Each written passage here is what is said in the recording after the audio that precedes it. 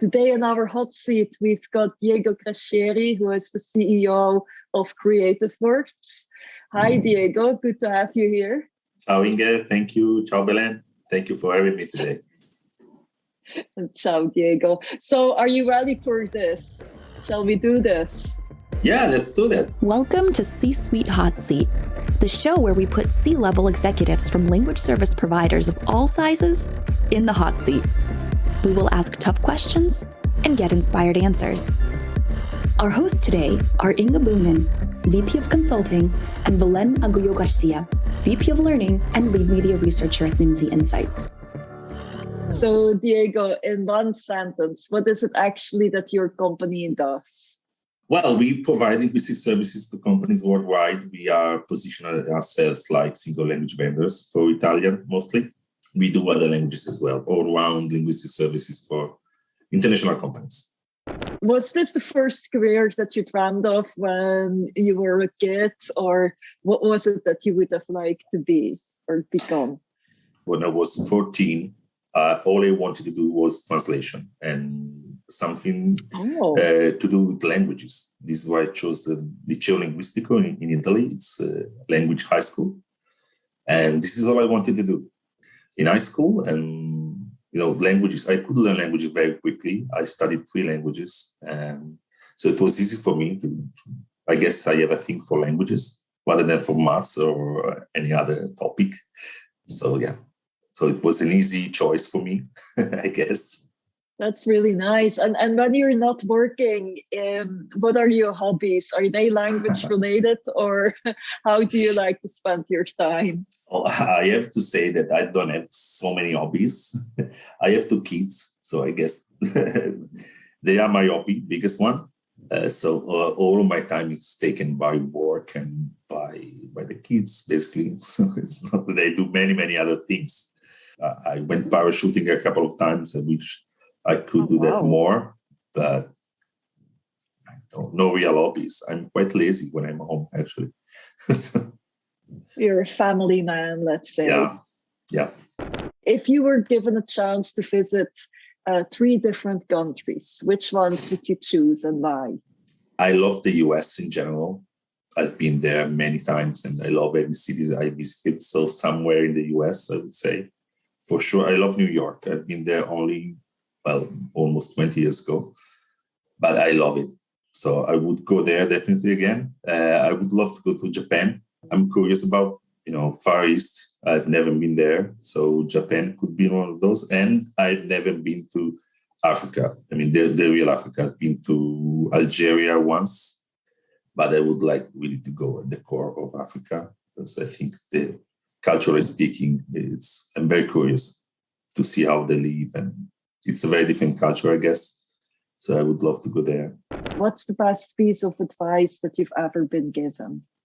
Jump. Don't hesitate too much and try. Whatever happens, even if you fail, then you can learn something. Thank you so much, Diego, for sharing this personal information. Now we know you a little bit better, but those were the easy questions. So I think we can jump into the tough questions now.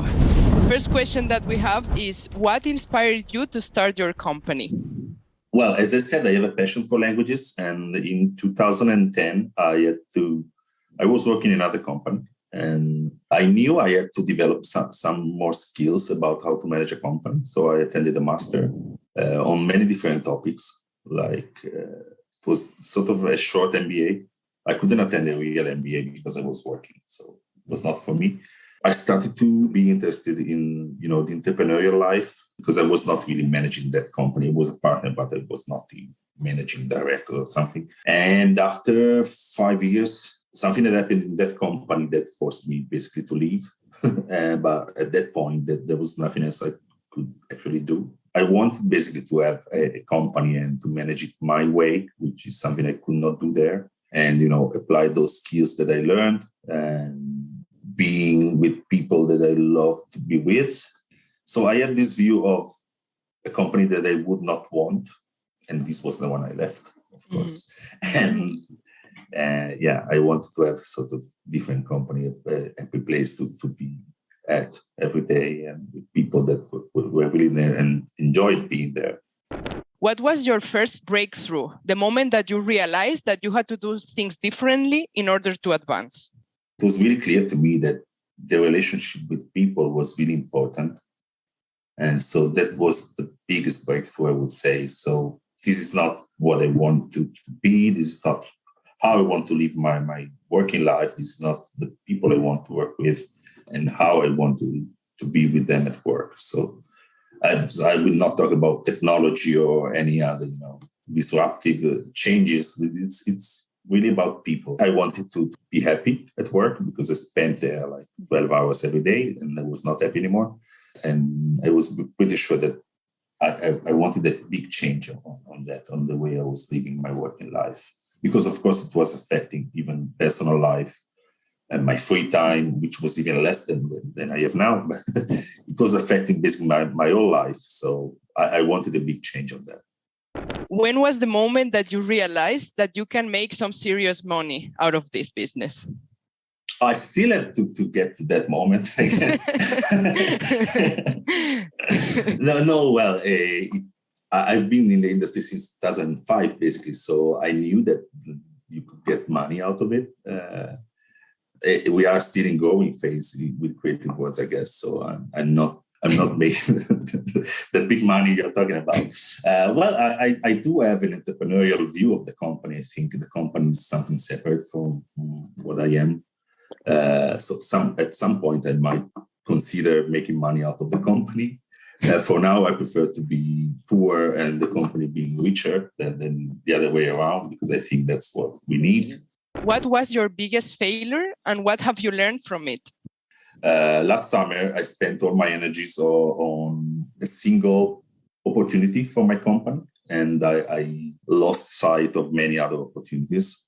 After summer, we realized, well, maybe we should get back and consider other things. That particular opportunity did not go ahead. So that was kind of a failure. I learned many things, as you do with failures. But yeah, it was quite risky for the company as well. The whole picture, you need to see the whole picture rather than just one single thing. Because if, as it happened, it doesn't go ahead, then you are in trouble. What was your biggest success? And what's the story that you have to tell us about it? Well, I consider Creative Words a big success. And again, with the risk of repeating myself, I think I've managed to create a very happy environment where people really feel important. And that's what I want to see in the mirror in the morning. For young people, so I've given a lot of opportunities to many of them. And I consider this being a big success. It's not frequent. I was discussing yesterday with someone on LinkedIn.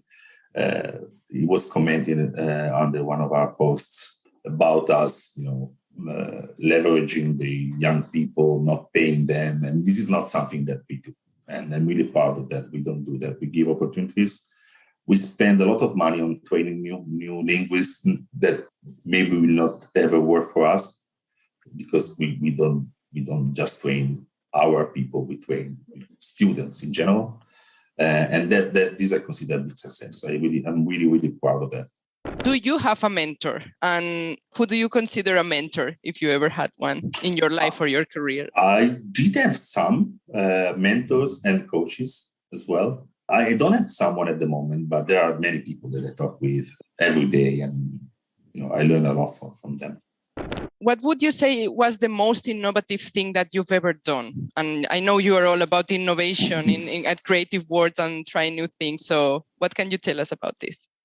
For our market, which is Italy, we are among the first one to really implement technological solutions to improve the workflows. So it's not really an innovation now, and it's not the biggest innovation. But at that point in time, 3 years ago, when we started in Italy, you would not really hear about that. And in companies our size, neither. How do you motivate your team? How do you make sure that they are happy and that it's a nice environment in your company?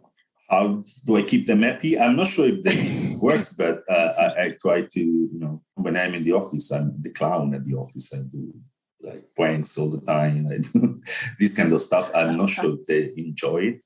Maybe not. I do enjoy it, by the way.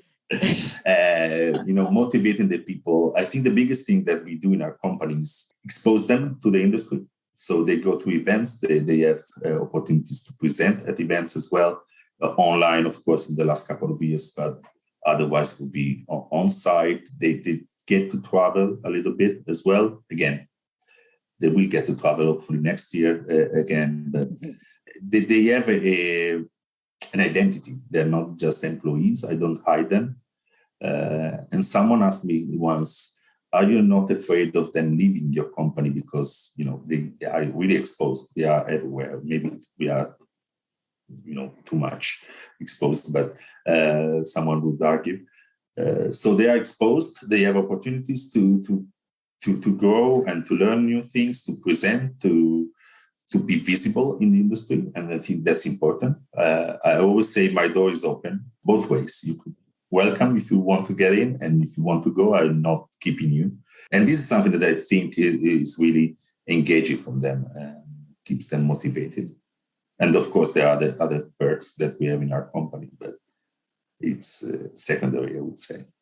What advice would you give to young entrepreneurs starting their own business in the language industry? Just try, and if you fail, you can try something else. That would be the biggest one. If you want to start your own company, just try and don't think that everybody else is there to treat you bad, because I saw that as well in young freelancers. They all think that clients are bad to start with until they demonstrate the contrary, but it's not like that. It should be the other way around. Love it. That's great. Diego. Thank you so much. And thank you for joining us in the hot seat. I hope you didn't sweat too much. It's true. When you have fun, time flies. If anyone else feels like letting off some steam and you're part of the C-suite at a company in the language services industry, do sign up with us if you dare to sit in our hot seat. And for the viewers, well, this was it. Thank you so much for watching, and look out for the next episode that will be published as a video on MultiLingual TV and as a podcast on the Nimdzi website. Thank you so much.